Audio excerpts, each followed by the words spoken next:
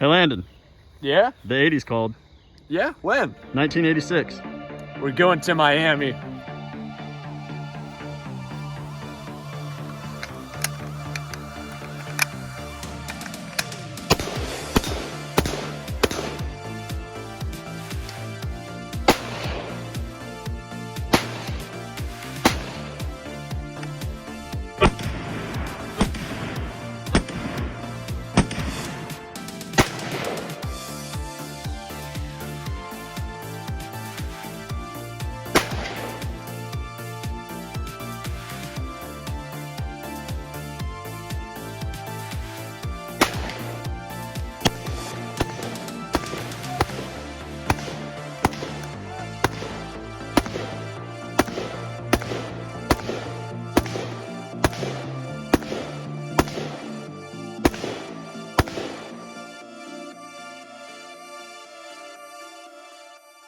Hey guys, welcome back to the YouTube channel. Today we're going to be going over some of our AR setups, mainly for what the title suggests, the best stock AR that you can buy for the money, and also known as a GPR. We're going to be going over mine, and then my buddy's here, Drew. He's my cousin. So first off, I just want to say thank you for the major support on the latest video. Never thought I would get 2.8K on a video like that. Really shows a bunch of love to us for how small of a channel we have. And if you enjoy this type of content, consider subscribing and or just liking on the video and sharing it with your friends. So with that out of the way, onto some disclaimers of the companies I'm about to mention. So the first disclaimer is going to be of KE Arms. They're a AR manufacturer that is under a lawsuit currently, and if they do not win, could go out of business. If you're familiar with this, they make the What Would Stoner Do lower, really good lower. I have one honestly in the process of getting to me, and Drew has one that I've shot, and it's real high quality lower. So if you like anything that you see here, consider showing them some love over there and considering that to be your lower for your build. The other disclaimer is Springfield Armory. They do not know me in any way, so I'm not paid by them to say what I'm about to say about one of the rifles that they have here, and I'm going to be truthful with what I have to say with it. So with that out of the way, well, let's get... It also goes twofold because we're also going to be talking about a Smith & Wesson rifle. I have no official affiliation with Smith & Wesson either, so completely unbiased. Yep, completely unbiased review on what these rifles are going to be about. So with that out of the way, show it to the YouTube overloads that we are clear now.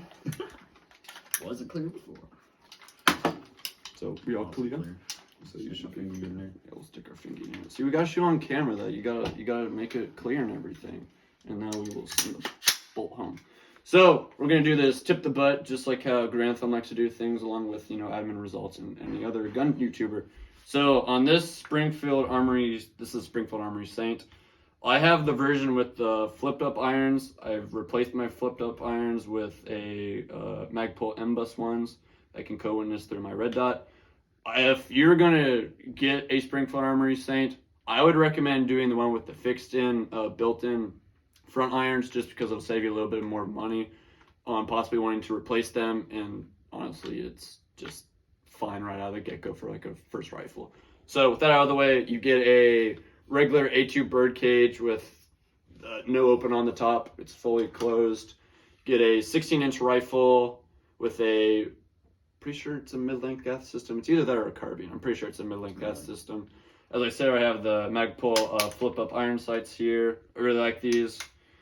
I have a Faiocchi. Yeah, I know it's a cheap Amazon brand of flashlight, but it's set up pretty good. It has 1,000 lumens. It does what I need it to. It comes with the pressure pad and everything included, chargeable batteries and all sorts of stuff. So just kind of a filler right now until I eventually possibly do choose to upgrade it. I just have a BCM. I'm pretty sure it's their hand stop on the bottom, just to make sure my hand always goes in the right spot every time. I have the T-Rex Arms sling here, because I think every rifle should have a sling contained with one of their bungee cords included with it. Really good sling. If you're looking for a sling, I highly recommend them.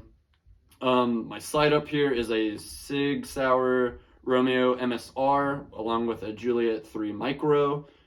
So it's like the Juliet and the Romeo and Juliet combo here. That way, and this is a 3x magnifier, that way you can just reach out a little bit farther when you're shooting out some longer ranges, as you saw in some of the opening B-roll. I have a knockoff Radian Raptor charging handle on here. It works fine, but it's not $50-some. It's like 20-some. 70 to 80, bro. Well, it depends upon what color you get and everything. Also extended latches and everything. I don't have any ambi selector, just the regular one on the right side. Regular trigger in here, mil-spec trigger. It's fine. You get an enhanced trigger guard. You get some BCM furniture. I find this grip to be fine. It's like the Magpul MOE Plus, I think, or just an MOE. It's comfy. It does what it needs to. It comes with a BCM stock. I've seen these explode, so they're not that good of a stock. But I mean, Shout out PSR. Yeah, shout out PSR. I love you, by the way. But it does the job. I mean, there's obviously, in my opinion, worse options out there, but it does the job. So with my rifle out of the way, we're gonna talk about my cousins. So this started life as a Smith & Wesson M&P Sport 2.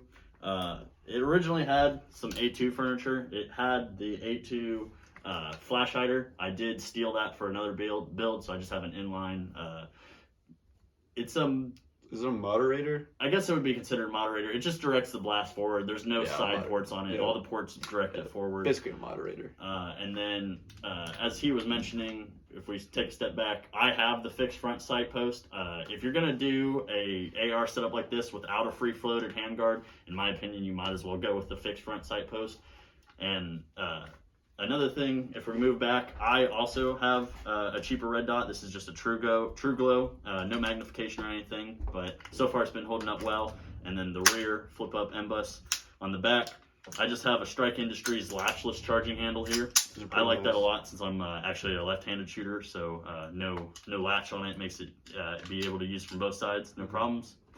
I also run ambi safety selectors because again I'm left-handed, and then I switched out again the A2 furniture for Magpul MOE SL grip, and then a SOPMOD B5 stock. Love this stock, fantastic stock. Highly recommend that stock. And then I'm running some cheap Amazon sling with some QDs on it. It does the job. It's not an adjustable. I would like it to be an adjustable, but it gets the job done. Yeah, the T-Rex is adjustable. I don't know if I mentioned that, by the way.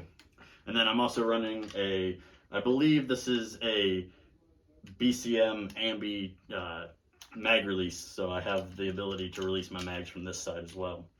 And then don't you have a enhanced bolt release? Yeah, I do have a Strike Industries enhanced bolt release, so that is also another thing that I have on here. You want to get into why we believe that these are the best off-the-shelf rifles?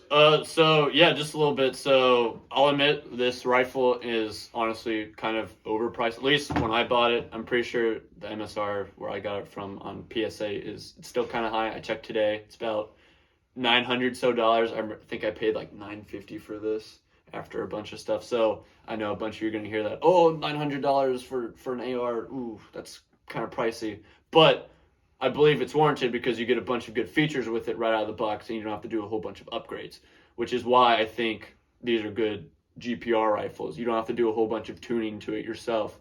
Just right out of the box, you know, if you want to buy an optic or whatever, add a sling or light, you're going to be set. I haven't had any issues with this.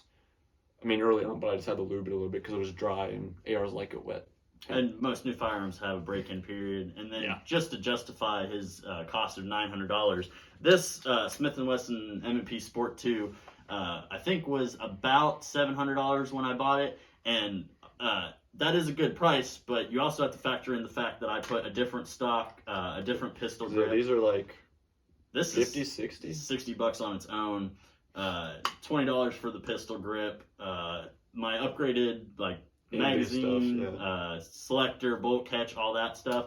I'm probably just at shy of $1,000 with this rifle. So just to get my rifle close to where his was, I had to put in the price. So if you want to save a little bit of money on the initial purchase and then upgrade it later, the Smith & Wesson's a good way to go. If you don't want to have to change out any of your furniture or anything like that, the Saint's the way to go. The way to go. And then obviously if you don't mind like building your own, that's also another option. Just we're talking about two of like the rifles that we did that we think are good in like stock configurations. Yeah, mostly. this is the idea is you go into a gun store and you buy something off the shelf. Off the shelf. Yep, correct. So, also using SureFeed mags. These are pretty good mags. I don't know if you can still get them. Did they stop selling these yet? I haven't checked, but there was OK Industries, the manufacturer of the SureFeed. They were gonna stop producing them. Now, whether somebody maybe it was December or whatever that they. Yeah, I don't know if they're out of production yet, and I don't know if somebody's gonna buy the SureFeed name and continue to production. But OK Industries, the original manufacturer, is going to stop producing those. Producing these this year, so 2022. So if you want some SureFeeds, because really good, reliable Stan-Ag, metal mags, get some stippling on there and everything. So highly recommend these mags if you're looking for some metal mags. Otherwise, P mags are fine. And Gen both of 2s, these Gen rifles 3s. came with P mags. Yep, mine came with a Gen 3 windowless, and yours came with Gen 2s. Gen 2s. Mm-hmm. Nothing wrong with that. P mags are P mags. P mags are P mags. The window ones are nice, but that's just it's more of a nice thing to have. It's not necessary. Yeah, it's P not mags necessary. are on. Yep. So thanks for watching this video, guys. Hope you enjoyed it, and we'll see you next time. Shout out KE Arms. Support those motherfuckers. In Biden, pound sand.